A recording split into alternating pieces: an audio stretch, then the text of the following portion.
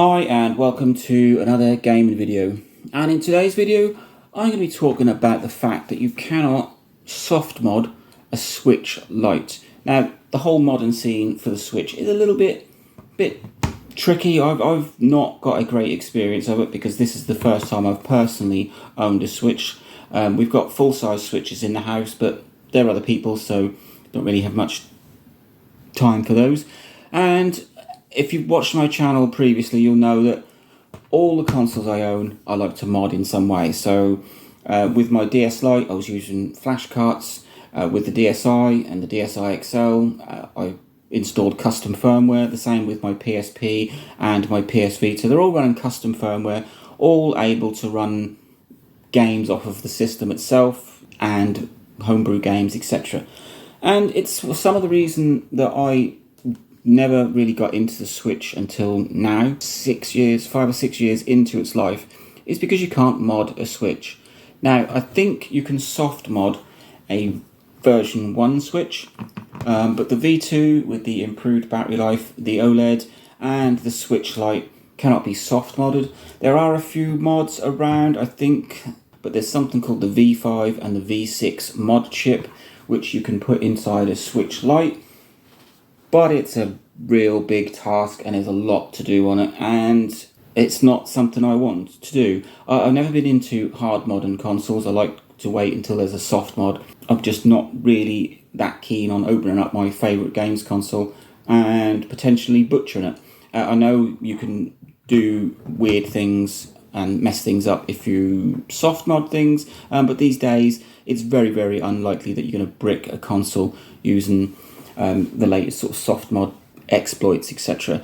And it put me off buying a Switch Lite. I mean, I think I've done a video not that long ago saying, here's the reason I'm not in the Switch world.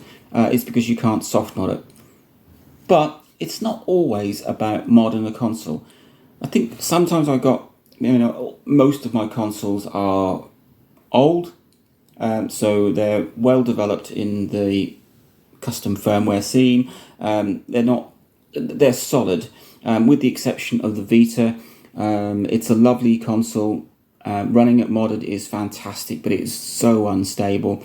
There's so many things that can go wrong with a modded Vita that you have to spend time fixing. And I think I shot a video about that as well, saying it's just, sometimes it would be nice just to pick up a console as it came out of the shop and play it without messing around with it and spending hours trying to sort out custom firmware and hunting down, I'm not going to say pirated games, but you get homebrew games and you get ROM hacks, etc. that you can't play unless they're running a software mod on it.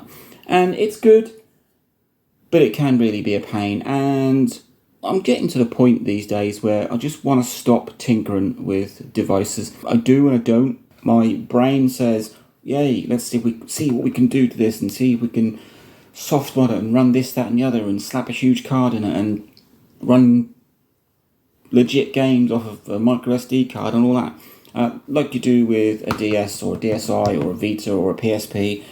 And then the other half of me says, no, when it's time for me to actually get some time to play, I just want to pick up a console, put in a game and play it. And treat it as Nintendo wanted. I don't want to be jumping through hoops trying to get it to play a certain game, or worry that maybe my online account is going to get stopped because it knows I'm running a modded system. I know that doesn't happen very often, but it has happened. So, you cannot soft mod a Nintendo Switch Lite, and I personally think that is a good thing for now. The other thing, I was speaking to someone else saying, I've got my Switch Lite and I'm happy that it's just running as it is, and he came up with a valid point that he doesn't like to mod a current gen console. He wants to experience it and get the life out of it like it should have, like it's been intended, until it's been superseded, and then start trying to find out what you can do with it, and running 50, 60 games off of a micro SD card and other games that you can't play or aren't legitly from Nintendo. With my DS, I've got a lot of new Super Mario Bros. Not well, some of them are ROM hacks, but some of them are, they've taken that game engine and rebuilt another sort of few levels or another game from it. I'm just trying to think. I can't think of the word for it because it's not a ROM hack. A ROM hack is when you take a game and you do something to it to make it slightly different.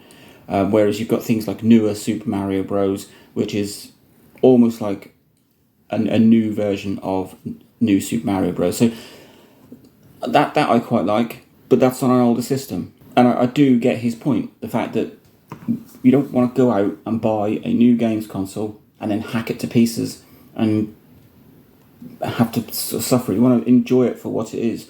And that is why it's a good thing you cannot soft mod, well, any Nintendo Switch except I think the first version, because it allows it to have its life. It allows Nintendo to do what they need to do with it, for people to go out and enjoy it and play the games and buy your games on a cartridge, and like you can in a shop, and just go and buy them and download them from legit places and enjoy a games console for what it is. So there's that point to it. And then there's the other point, is that I'm just getting a bit too long in the tooth to be trying to keep up with the latest hack and spend most of my free time, which I don't have much of, faffing around, when really I should be spending what little free time I have playing a console and enjoying it, and enjoying the games and enjoying the console for what it is. So this is a bit of a different step for me. I have, like I said, I've modded pretty much every console in some way that I've had in the last 10 years, and now I'm sitting here with a console that can't be soft modded, could be hard modded, but that's way beyond my scope. I did look it up, it's a big job, and I don't think it's as stable as it should be.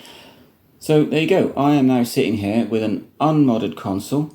I'm going to be using it how it should be and just have some fun, enjoy some gaming, and get back into gaming itself. I mean, I've said in a previous video that I need to spend more time playing games rather than talking about the consoles and talking about ROM hacks and modding and things you can do to a console that you shouldn't really do.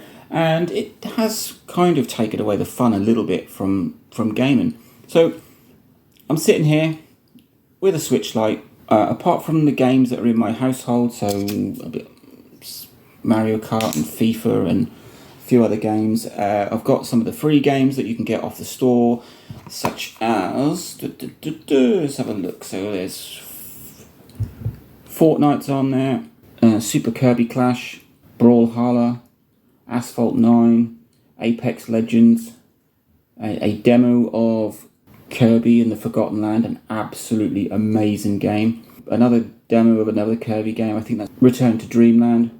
Rocket League, which I haven't yet played, and there's my FIFA, which I've got the disc for somewhere, or the cartridge for somewhere.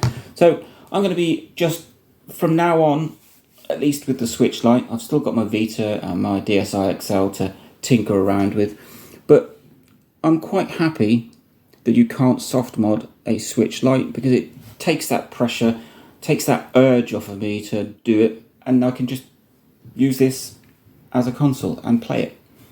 Let me know what you think. Would you like a moddable Switch, soft moddable at least, or do you think it should wait until it's had its day and then people can start tinkering around with it? Let me know. Link, like, subscribe, enjoy.